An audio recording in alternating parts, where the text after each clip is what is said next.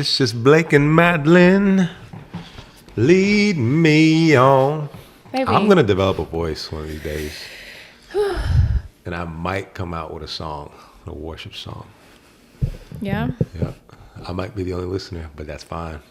God will listen to you. Me and the Lord. So all I need on my side is the Lord. I need you on my side. So I need to have two listeners. I'm glad you clarified that. Things are jumbo shrimp. Jumbo shrimp. Stop. Them bubblegum lips. All right. Bang. That's enough. You ain't got to clap. You just. We wouldn't know the difference. First of all, your lips are big too. So. The schmackers. I don't want to hear it. Bruh. I love you. You know that? I love you so much. We're not even going to record this. I love you. Are we recording right now? Yes. Oh, okay. All right. Well, let's just start here. Welcome back. We here with something we wanted to share with you all. And I know something's been on your mind, your heart, and your spirit. Yeah, go ahead. I know you wanted to touch on a few things from what you learned today or what they were talking about this morning. Yeah, I went to Women of the Word today at our church. It was a women's only service.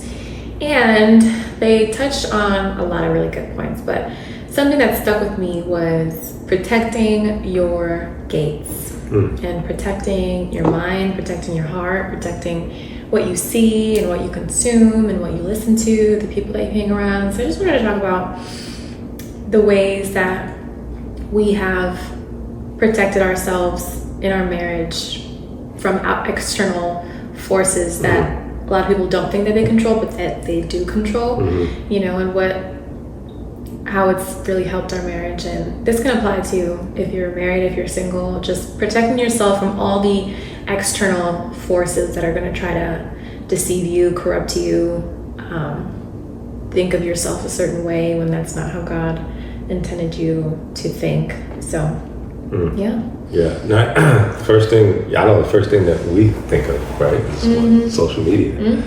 Social media is one of those, Well, I'll say this. We can use social media, and the way we use it now, social media is, everyone we follow, everyone we subscribe to, all of our feed, the algorithms, it's all God. It's like all godly based because, we know as we say that God uses people as vessels all the time. And if God is calling these individuals to, be on social media, to, carry out his word, I want to listen to it. I want to listen to what people have to say, what they have to share. And so that's what I feed myself. But we eliminated that before we got married. We eliminated, we eliminated certain platforms, Instagram, completely. Our personal accounts. Yeah, personal accounts. But we also filled the other accounts with just godly based subscriptions. And I love it. I love it so much because it's the truth, and I love truth. I love, Jesus and being more centered around godly. And my whole life now, my whole circle, everything that I do is like revolved around God, being in the scripture when we have conversations and going to church, going to men's ministry, mass, and women's and including social media. And so, I just think the way you use social media it could be a gift. It really can be. It could be a gift, or it could be, a big complete, old fat curse. The enemy is gonna, Oh man, but yes. I only feel that strongly because I've been anti-Instagram for so many years now. Before we even met, I didn't have because I say social media because most people refer to social media as Instagram because it's like the main one these days, but I didn't have an Instagram account for several years. And the reason that I got off of it was because I noticed that I was consuming I was more concerned about the lives of other people and keeping up with what other people were doing than myself. And so much so that I was controlling how I viewed myself and allowing me to have this distorted view of my value and my worth and my beauty that I was comparing to people and influencers and all these people that you see online that I followed that was just normal for the culture to just keep up with, and it distorted my view of myself, my I thought that I had to go get Botox and go get lasers and go get a BBL, and I thought I had to get my lips done and put filler here and filler there and go buy these nice bags to look a certain way and get the attention of the wrong men. And it was so toxic for me personally. And today my friend Angel, my lovely friend Angel, shout out to Angel, she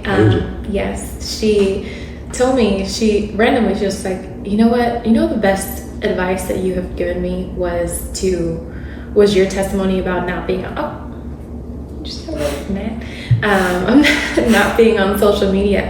And she shared with me, like, ever since I got off of Instagram, and when she says got off, she means like stop consuming it and stop posting on it. She said my life has been so much more peaceful.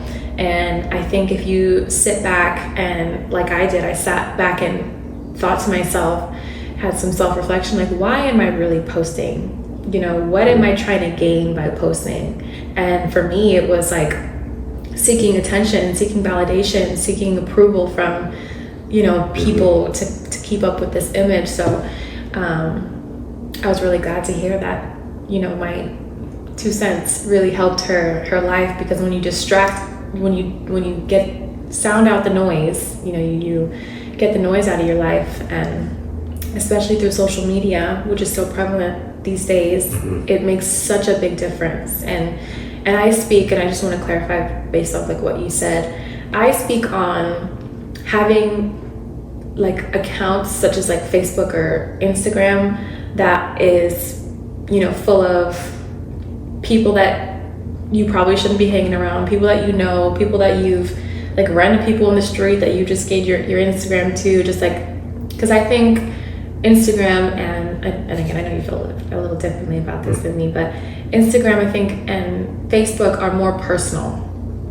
so when we were about to get married, I felt uneasy about you having Instagram, because what I thought and what I perceived that to be, like, okay, he has access to all these people, his ex, all these women, and all these things that are at his fingertips, at a moment's notice, and it's all fine until it's not, and you think it's not an issue until you have a bad day and you get angry with me, and you pop up your phone and you see this beautiful woman, and you do what your flesh does because you're not, because you're angry. And I just wanted to eliminate as many portals that the other one could get in between us. And speaking to singles, that's what I did for myself before we even got married. I eliminated that portal that was causing such destruction to my own self.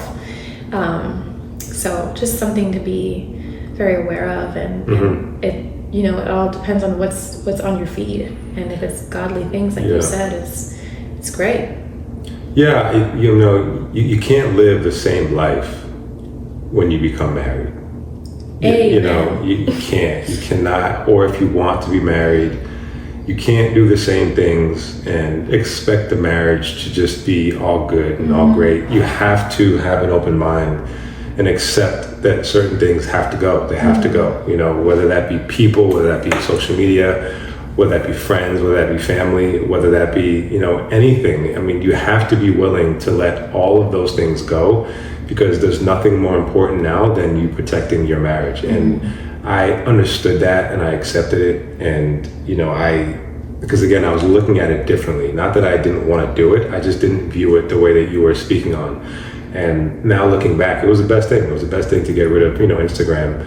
And now the accounts that we do have is, like I said, it's all based around, God. And another thing too is where marriages can fall apart is when we compare ourselves to other marriages, or we look outside of our marriage to see, well, I wish our marriage was like this. I wish that, she did that. I wish, that if I only had this, then we could be happy like that. And not only is it fake, it's not, a lot of times we don't see the real marriage on what's portrayed. We don't see that side of it. And, it's not a good way to go about it, living in these, expectations of what you think should be better. And only God can make your marriage what it's supposed to be. And that's it. No one else can do that for you. And no marriage is perfect. No marriage is going to be perfect. But your marriage is supposed to have a specific way about it, which is going to be centered around Christ, and he's going to show you and reveal you how to do that. But social media is going to be that avenue that it could be, that could cause you to get a divorce. That's how powerful social media is. Because what happens is you see it, and then you hold all this bitterness and resentment inside of you because your spouse isn't that way that you think is on social media. And so once I understood that that's what could happen, I was like, I'm not even going to take the chance. Let me just go ahead and, I mean, what's a social media account versus my wife and how she feels, how she thinks, regardless of how I feel about it. You know, it was all about how you saw it, I understood it, and I wanted to make sure you felt safe. So that's why, you know, ultimately we came to that decision. But it just, did you have anything to touch on that or to say on that? Because I wanted to go on. No, go ahead. No, I was just, speaking on social media, it brought me to the next is music and how big of a factor music plays in our lives. It's one of those things to where, I mean, if you're in the car, you're listening to music. If you're in the gym, you're listening to music. You know, if you're just at home, you're listening to music. And like, or even if you're not listening to music, you're nodding off to it. You're listening to the new song that just dropped. You know what I mean? And going on, I mean that's what happens, and you get so bogged into the lyrics, into the words. It's just it's not a good way to live out your daily life when you want to have a marriage and you want to protect your marriage. And so when I replaced it with worship music, you know how I used to feel about worship music when you first go to church. I'm like, I like it, but it's just too long. It takes too long. Yeah, I had to warn you before we went to church. I was like, baby, I know you came for the sermon, but we're gonna have to sit through like an hour of worship music, and you're gonna hate it at first.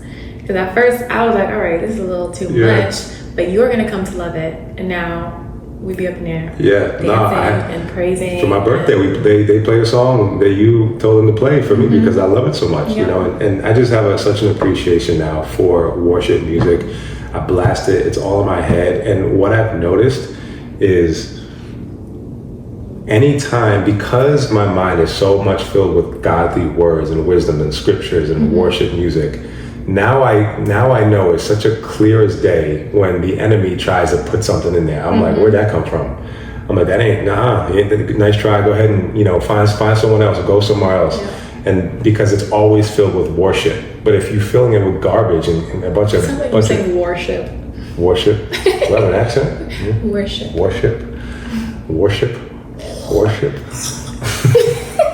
God. Oh, man. I think when you stop filling it with a bunch of trash and a bunch of garbage, you can't. Garbage is garbage. So if something comes in there, it's just garbage. You don't know the difference, right? But once it's God, you know when garbage is coming into your mind, and that's what's helped me when it comes to social media, it comes to music, you know, all the horseshit that comes with it. It's so funny because I don't know if this was in my mind or if this actually happened, but we were talking, we were in the kitchen, and you made a joke. You were like, turn that trash music down. Like, we have become those old folks that don't want to hear the trash because we have now come to this enlightenment of what it really is. And if you just, and I looked at my hip hop workout playlist the other day just to see, and like it was like demons this and like just all these crazy and like ta-ta-ta and the trap music and and just talking about women like they're objects and guns and violence and F this. It's just all of this is subconsciously in you, and the energy that these people put into it isn't like good energy. It isn't. They're not doing it for your betterment. They're just doing it to like get you stuck on the beat and stuck on this is lit and like, you know,